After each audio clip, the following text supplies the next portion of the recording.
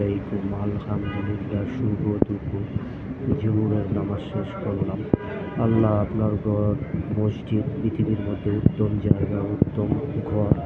আল্লাহ, আপনার ঘরে এসে কেউ যদি ইবাদত করে আপনার কাছে কিছু চায়, আল্লাহ তার চাওয়া পাওয়াকে আপনি অপূর্ণ রাখেন না। আল্লাহ, আপনার খাজানায় তো কোনো কিছুর অভাব নাই। আল্লাহ, আপনি সবাইকে ভালো রাখেন, সুস্থ রাখেন, নিরাপদে রাখেন, সবার নেক মাকসাদগুলোকে পূরণ করে দেন।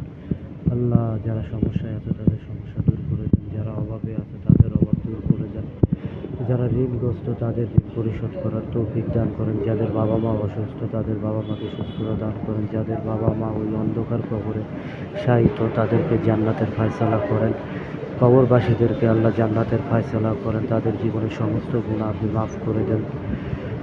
আল্লাহ, আপনার বান্দা বান্দিকে পাঁচ ওয়াক্ত নামাজ জামাতের সহিত পড়ার তৌফিক দান করেন, হেদায়েত করেন, মনের নেক মাকসাদগুলোকে পূরণ করেন। এই কামনাই করি, সবাই ভালো থাকুক, সুস্থ থাকুক, নিরাপদে থাকুক।